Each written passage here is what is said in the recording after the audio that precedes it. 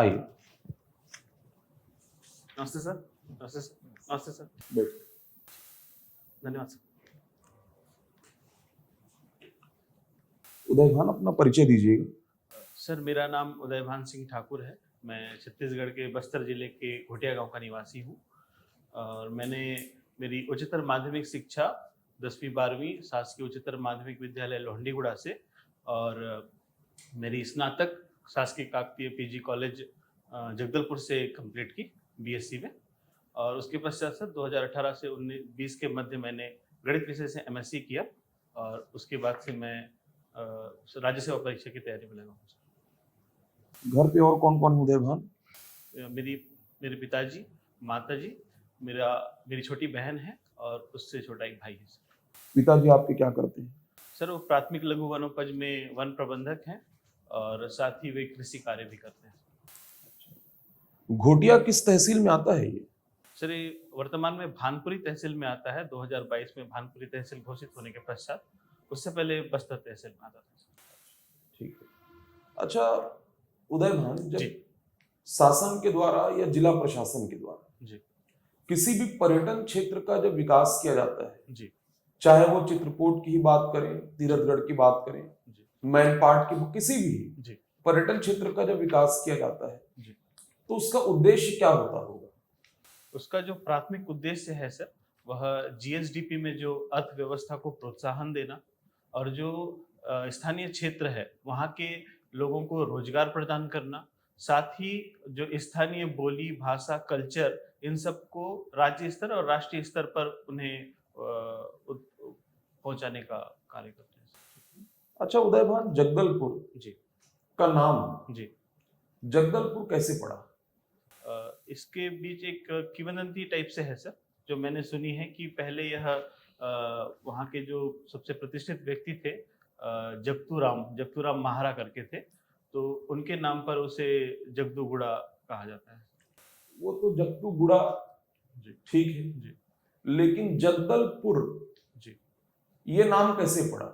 इसमें सर राजा दलपत देव जो हैं काकतीय नरेश, उनका और जो जगतू महारा है, उन दोनों के नाम को सामूहिक रूप से, क्योंकि उन दोनों का योगदान जगदलपुर के निर्माण में और उनके द्वारा राजधानी स्थापित करने में भी योगदान रहा है, इसलिए उसका नाम जगदलपुर रखा सर। मैं एक सेंटेंस बोल रहा हूँ, जी सर। बताइएगा किसका है। जी मैं चाहूं तो बस्तर शांत है जी और मैं चाहूं तो बस्तर अशांत है। सब कुछ मेरी इच्छा मेरी मर्जी पर निर्भर करता है। जी किसका सेंटेंस है ये? सर मैंने इस विषय में नहीं सुना है सर इसे, पर यदि आप अनुमति दे मैं गेस करना चाहूँगा सर। बताइए। सर ये प्रवीण चंद्र भंजदेव हो सकते हैं क्या? उन्हीं का ही है। जी। क्यों कहा गया होगा? सर उस समय जो है प्रवीण चंद्र भंजदेव आदिवासियों में काफी प्रोमिनेंट पर्सनालिटी थे। वे जल जंगल जमीन इत्यादि का मुद्दा जो है मुखर रूप से उठाते थे और आदिवासियों के हितैषी थे। और जितने भी आदिवासी उस समय बस्तर क्षेत्र में उपस्थित थे वे उनकी बात सुनते थे, उनका वे जो कहते थे वे मानते थे। तो इस प्रकार से वे चाहते थे कि जो कंट्रोल है उनका उनके ऊपर, वह और जो एक विश्वास है वह अटूट है। यदि वे चाहें तो वे बस्तर के लिए कुछ भी कर सकते हैं इसमें। अच्छा, ये यदि महाराजा प्रवीर चंद्र भंजदेव की बात करें जी तो महाराजा प्रवीर चंद्र भंजदेव के द्वारा लिखी गई जी कोई दो किताब, उनकी दो रचनाएं बताइए। सर मुझे एक याद आ रही है जो लोहंडीगुड़ा तरंगिणी उन्होंने लिखी थी, और सर एक मुझे याद नहीं है सर। अच्छा, आप लोहांडीगुड़ा कितने दिन रहे हैं? सर मेरी तैयारी वहीं हुई है, मतलब मेरी जो स्कूली शिक्षा है लोहंडीगुड़ा में ही हुई है, तो मैं काफी समय वहाँ से रहा हूँ, बचपन तो से ही। लोहांडी देवी के मंदिर में गए हैं आप? जी सर गया हूँ सर। क्या क्या है, थोड़ा सा मंदिर को डिस्क्राइब करेंगे? सर यह मंदिर का जो स्थान है, यह बाजार पसरा जो लोहंडीगुड़ा का बाजार जो लगता है साप्ताहिक, वहाँ पर स्थित है। और यह पश्चिम मुखी है, मतलब हम जब मंदिर में एंटर करेंगे तो हमारा जो चेहरा होगा वो पूर्व दिशा की ओर होगा सर। और यहाँ पर प्रांगण है सर सामने में, और जिसमें किनके देवी द्वारा देवता। स्थापित है ये मंदिर? सर सॉरी इसके बारे में जानकारी नहीं सर। या इस मंदिर की और कोई विशेषता लोहांडी देवी के अलावा? सर ये जब बस्तर दशहरा आयोजित होती है तो यहाँ का मावली परघाव जब होता है तो इन देवी की उपस्थिति वहाँ पर बहुत ही आवश्यक होती है। क्या इस मंदिर में माता सरस्वती की भी मूर्ति है? सॉरी सर, मैं ध्यान नहीं कर पा रहा। अच्छा, इंद्रावती और नारंगी का संगम कहाँ पर है? सर ये नारायणपाल के समीप एक चोंडी घाट है, वहाँ पर है सर। नारायणपाल जी। का मंदिर किसके द्वारा बनवाया गया? सर नारायणपाल का मंदिर बड़ी चिंदक नागवंशीय शासक सोमेश्वर देव प्रथम द्वारा बनाया गया सर। सोमेश्वर देव प्रथम के शासन काल में बना कि उनके द्वारा बनवाया गया? उनके शासन काल में बना था सर। जहाँ बनवाने वाली कौन थी? बनवाने वाले के बारे में तो जानकारी नहीं है सर मुझे। चलिए, मेरा लास्ट क्वेश्चन है, जी बस्तर का बंदोबस्त कब हुआ था? सर मैं गेस करना चाहूंगा सर, अगर हम मुझे देते। जानकारी स्पष्ट है आपको? स्पष्ट तो नहीं सर, पर धुंधली टाइप से है सर। 1930 के आसपास सर। 30 है? 30 या 31, मैं श्योर नहीं हूँ सर। श्योर नहीं है? जी नहीं हूँ सर। अच्छा, बस्तर का इंफ्रास्ट्रक्चर, जगदलपुर का इंफ्रास्ट्रक्चर डेवलपमेंट का क्रेडिट किस काकती राजा को जाता है? सर इन पुरुषोत्तम देव ने जगदलपुर को काफी इंफ्रास्ट्रक्चर जो अच्छे तरीके से बसाया था। और पुरुषोत्तम देव के समय जगदलपुर बस गया था? अ, जगदलपुर को बसाने वाले तो दलपत देव हैं। सॉरी सर, मैं करेक्ट करना चाहूंगा, शायद रुद्र प्रताप देव हैं। तो क्यों ऐसा? रुद्र उन्होंने प्रताप सर देव के समय जो जगदलपुर की जो सड़क चौराहे और उनकी मतलब लोगों के रहने के लिए जो स्थान है वो अच्छे से सुनिश्चित किया था सर, और इसे चौराहों का शहर एक प्रकार से बनाया था उस समय। उदय भान सिंह जी, जी सर। डॉक्टर सीवी रमन से आप एमएससी गणित, मतलब यूनिवर्सिटी आपका सीवी रमन रहा है? जी सर। चलिए, डॉक्टर सीवी रमन के बारे में बताइए। Sir doctor CV Raman ji Bharat के प्रोमिनेंट भौतिक शास्त्री रहे हैं, और उन्होंने सर 1930 में उससे पहले रमन इफेक्ट करके एक खोज की थी, जिसके लिए 1930 में उन्हें नोबेल पुरस्कार से नवाजा गया। एक हम थ्योरी ऑफ रिलेटिविटी की जब बात करते हैं, जी ठीक, सापेक्षता का सिद्धांत, जी। क्या प्राचीन काल में कोई ऐसे पर्सनालिटी हैं जो मतलब थ्योरी ऑफ रिलेटिविटी से रिलेटेड कुछ ऐसा थ्योरी दिया हो प्राचीन काल में? किसने दिया, पहले ये बताइए। थ्योरी ऑफ रिलेटिविटी किसकी है? सापेक्षता का सिद्धांत। सर मैं याद नहीं कर पा रहा हूँ। अच्छा, बर्नौली प्रमेय पढ़े आप? कौन सा सर? बर्नौली जी सर। थ्योरम। जी। तो बर्नौली थ्योरम का कुछ एग्जांपल्स बताइए ना। सर मैं याद नहीं कर पा रहा हूँ। ओके। अभी हाल ही में छत्तीसगढ़ में एक एयरपोर्ट की वर्चुअल जी इनॉग्रेशन है, जी ठीक, मोदी जी के द्वारा। जी। कौन सा एयरपोर्ट है ये? सर ये इनॉग्रेशन आज ही होने का है वर्चुअली मोदी जी के द्वारा। जी। यह दरिमा एयरपोर्ट है सर, जो अंबिकापुर में। क्या नाम रखा गया इस एयरपोर्ट का? सर महामाया एयरपोर्ट रखा गया। महामाया एयरपोर्ट। जी। ओके। इनके नाम पर कोई शक्कर कारखाना भी है क्या, महामाया माता जी के नाम पर? सर माँ महामाया सूरजपुर में। सूरजपुर में है? श्योर? क्या नाम है पूरा? नाम मैं भूल रहा हूँ सर। चलिए, बस्तर दशहरा, जैसे कि आप बस्तर से हैं भी, जी। बस्तर दशहरा आखिर विश्व में प्रसिद्ध क्यों है, एक? जी। और इस बार हमेशा जो बस्तर दशहरा होता रहा है, इस बार कुछ ऐसी बदलाव देखा गया कि वैसा ही है कुछ, इसके बारे में? पहला तो सर इसकी जो प्रसिद्धि है, यह सबसे प्राचीनतम दशहरा जो आयोजित होती है, जिसे 600 वर्ष से भी अधिक समय से आयोजन होता हुआ रहा है। दूसरा सर, यह जो भारत में जितने भी दशहरा आयोजित होते हैं, जिसमें अच्छाई की बुराई पर विजय के रूप में रावण दहन किया जाता है, परंतु बस्तर के दशहरा में सर यह नहीं किया जाता। इसमें रथ परिक्रमा होती है, राजा जो है रथ में विराज कर पूरे नगर का भ्रमण करते हैं, दंतेश्वरी माई की आराधना होती है सभी आदिवासियों के द्वारा बस्तर क्षेत्र में। और इस बार सर दशहरा 77 दिनों तक चला है, और यह एक अलग बात है क्योंकि इसका जो यूजुअली समय होता है वह 75 दिन होता है। पिछले वर्ष 107 दिन तक चला था, इस बार 77 दिन तक चला है। और सर इसमें कोई नई रीति रिवाज शामिल हुई हो, इस विषय में मुझे अभी जानकारी नहीं है। एक मुद्दा भी काफी चर्चा में है जी। जब गवर्नमेंट किसी लैंड को एक्वायर करती है, जी। भूमि अधिग्रहण, जी। तो मुआवजा का क्या रूल है, कुछ जानकारी है क्या? सर स्पेसिफिक अभी रोल के अभनपुर वाले में जो आपका छत्तीसगढ़ और विशाखापट्टनम इकोनॉमिकल कॉरिडोर को लेकर जी जी मुआवजे से संबंधित कुछ नायब तहसीलदार पटवारियों को सस्पेंड किया गया इस विषय को लेकर, मुआवजा से संबंधित कुछ विवाद कुछ सर मैं कल मालूम? ही इसके बारे में अखबार में पढ़ रहा था, जी जिसमें लगभग 42 करोड़ रुपए की जो है डिफरेंस आया है, जो इसमें उन्हें सस्पेंड किया गया है।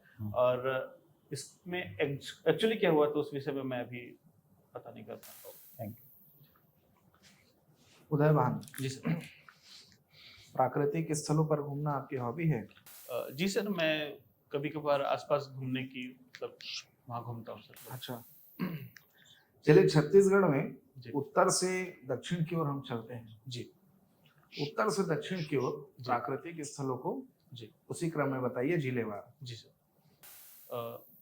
मैं बताऊँ जी सर। इसमें सर सबसे पहले सीतामढ़ी हरचौका, जो कि प्राकृतिक और पुरातात्विक दोनों स्थल है। और फिर सरगुजा में सर कुछ वाटरफॉल्स हैं, मेहता पॉइंट, फिश पॉइंट। और उसके बाद सर थोड़ा नीचे आने पर दमऊ दरहा एक जलप्रपात है। और एक मध्य छत्तीसगढ़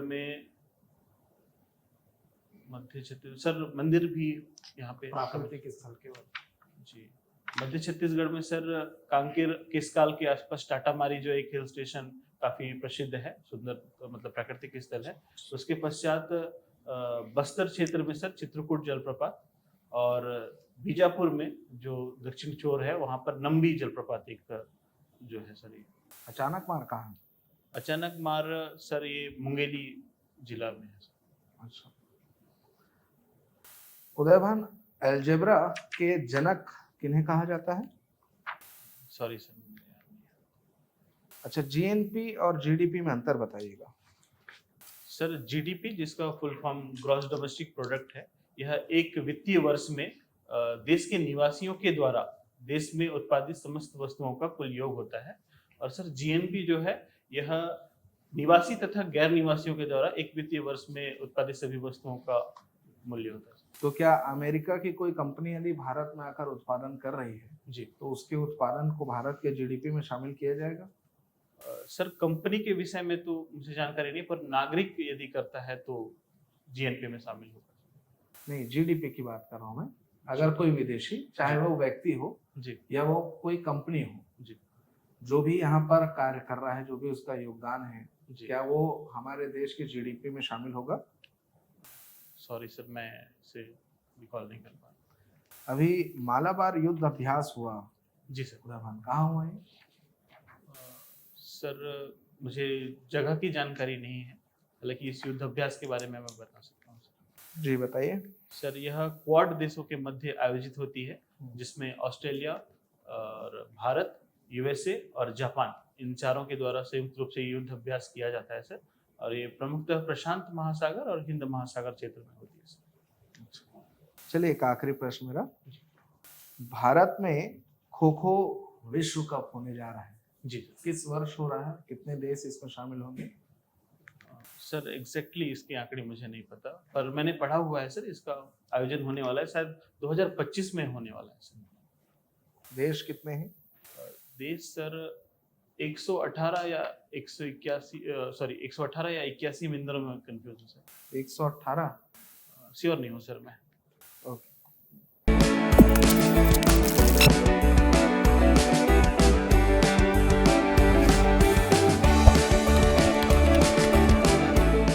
उदय भान, जी सर।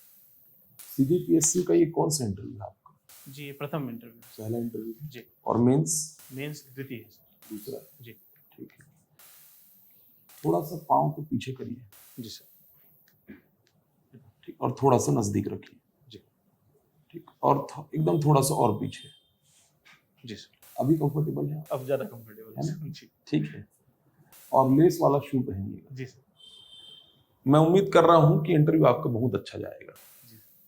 पैनल आपको ना बिल्कुल प्रमोट करना चाहेगा, जी आगे बढ़ाना चाहेगा। जी। मुझे इंटरव्यू आपका काफी अच्छा लगा है, धन्यवाद सर।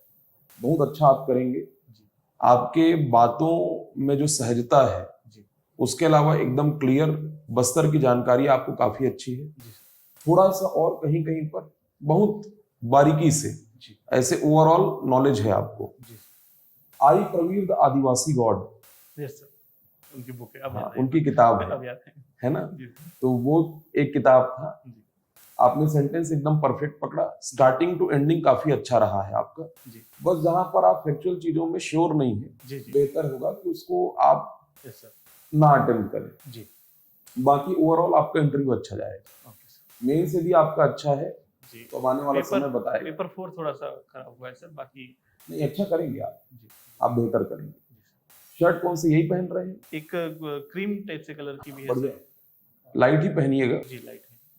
ठीक जाएगा आपका इंटरव्यू। पैनल में ज्यादा आपको कुछ इनपुट दूंगा नहीं, जी क्योंकि सब बढ़िया है तो बेवजह का इनपुट देने से और चीजें गड़बड़ हो जाएंगी। जी सर क्लीन से वो रखिएगा, जी सर शू लेस वाला पहनिएगा, जी। है ना, बाकी अच्छा होने वाला है। एक दो प्रश्न था सर, हॉबी को लेके मैंने हल्बी गीत सुनना ये भी रखा हुआ है, तो इससे किस प्रकार के प्रश्न बन सकते हैं? धनकुल के बारे में आपसे पूछा जा सकता है, हल्बी गीत के बारे में पूछा जा सकता है, जी जनजातीय गीत नृत्य के बारे में पूछा जा सकता है, वाद्य यंत्रों के बारे में पूछा जा सकता है, जी इन चीजों के बारे में पूछा जा सकता है। ओके सर आपका मैं देख रहा था कि आपने हॉबी बड़ा 3-3 आपने रेंज दे दिया है। जी यदि तैयारी अच्छी रहे जी तो यहाँ से क्वेश्चन हो भी सकते हैं, जी है ना। जी। मैं चाहता था कि वहां से प्रश्न बने।